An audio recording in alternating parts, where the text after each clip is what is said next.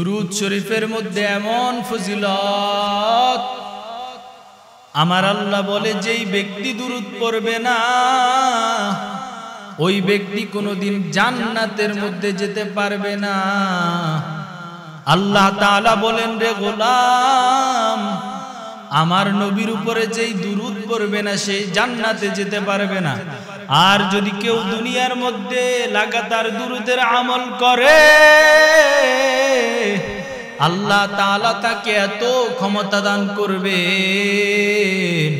যা দেখে মানুষ অবাক হয়ে যাবে।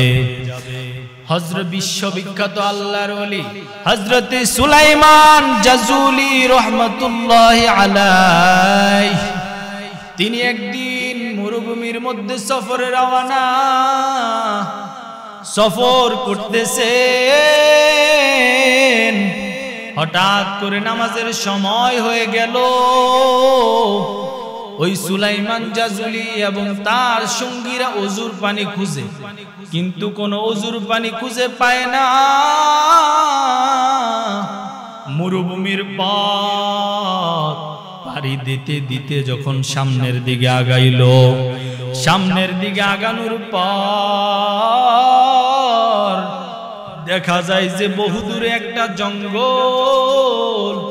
সুলাইমান জাজুলি তার সঙ্গীদেরকে বললেন, ও সাথীরা আমার, ওই জায়গায় জঙ্গল যেহেতু আছে পানিও আছে, গাছ যেহেতু আছে ওই জায়গায় পানিও আছে, অতএব আমরা ওই গাছের ওই জঙ্গলের মধ্যে গিয়ে ওযু বানাইয়া নামাজ পড়ব। সুলাইমান জাজুলি তার সঙ্গীদের নিয়ে আগায়া যায়, গিয়া দেখে একটা কূপ ওই জঙ্গলের মধ্যে। মরুভূমি এলাকা পাড়ি দেওয়ার পরে দেখে একটা কূপ, কিন্তু কূপের মধ্যে পানিগুলো অনেক নিচে, উঠানোর মধ্যে কোনো বালতিও নাই। হযরতে সুলাইমান জাজুলি রাহমাতুল্লাহি আলাইহি ওই কুড়েঘরের মধ্যে চলে গেলেন। ওই কুড়েঘরের মধ্যে যাওয়ার পর নবী সুলাইমান ওই কুড়েঘরের মধ্যে যাওয়ার পর ডাক দিয়া বলে, কেউ কি আসো? তোমার কাছে কি কোনো পানি উঠানোর পাত্র আছে? এইভাবে যখন ডাকতে থাকলো দেখে ভিতর থেকে কোনো আওয়াজ আসে না। এই পাশে যখন ডাকে পুরো জঙ্গল ঘুরে দেখে পানি উঠানোর মতো কোনো জিনিস নাই। পুরা জঙ্গল ঘুরে ঘুরে দেখে পানি উঠানোর মতো কোনো মগ বালতি কিছুই নাই। হযরত সুলাইমান জাজুলি ঘুরতে ঘুরতে যখন আবার কূপের সামনে আসে, দেখে একটা কূপের সামনে সুন্দরী রমণী সুলাইমানের দিকে তাকায়া হাসে, মিটি মিটি করে হাসে। একটা ছোট্ট বাচ্চা সুন্দরী রমণী। সুলাইমান জাজুলি কয়, ও বাচ্চাকে, তুমি কোথায়, তোমার বাড়ি? আমার দিকে তাকায়া তাকায়া কেন এইভাবে মিষ্টি মিষ্টি হাসো? এইভাবে কেন আমার দিকে তাকায়া মিট মিট করে হাসো? সুলাইমান জাজুলিকে ওই যুবকটি জিজ্ঞাসা করলেন, আপনি কে? বলে, আমি বিশ্ববিখ্যাত হাদিস বিশারদ সুলাইমান জাজুলি। যুবতী মেয়েটা বলল, হুজুর, আপনাকে তো আমি চিনি, আমার মায়ের মুখ থেকে আপনার অনেক কথা শুনেছি, আমলের কথা।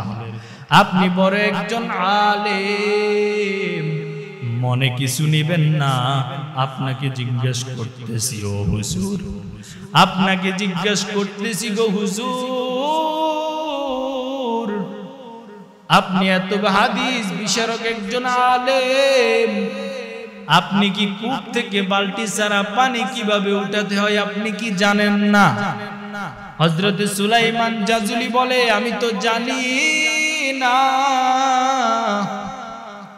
সুলাইমান জাজুলি রাহমাতুল্লাহি আলাইহি যুবতীটা ছোট মেয়েটা হেসে হেসে বলে, ও হুজুর, আপনি একজন বিশ্ববিখ্যাত হাফেজের হাদিসের হাফেজ, অথচ আপনি জানেন না।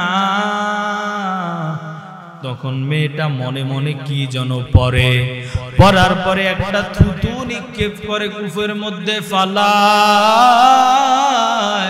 ফালানোর পরে সাথে সাথে দেখে ওই কূপে থেকে পানিগুলো উঠে গেল।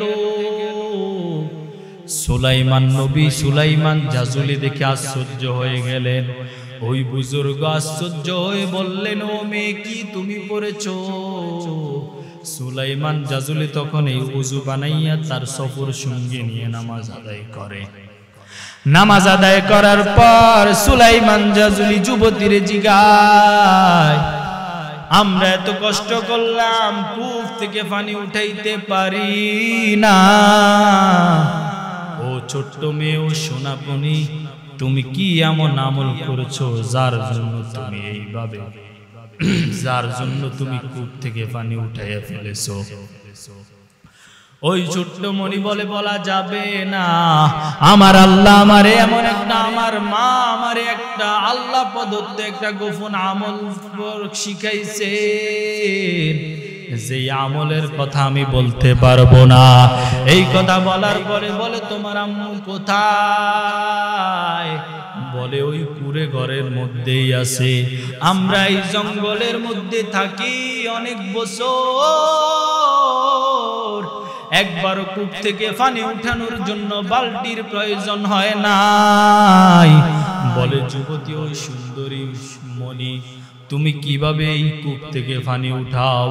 যুবতী বলে, আমার মা আমারে শুরু থেকে শিখাইছে,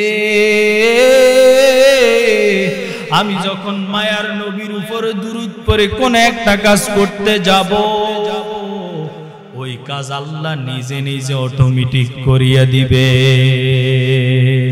কারণ আল্লাহর বন্ধুর উপরে যদি কেউ দুরূদ পড়ে, আমার আল্লাহ সাথে সাথে খুশি হইয়া যায়।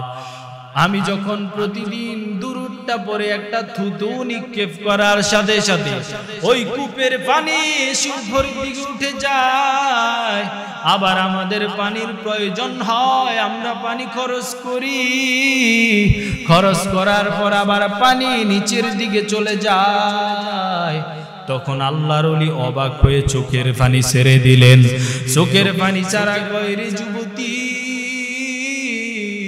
তুমি তো দেখতেছি আমার থেকে বড় আল্লাহর বলি,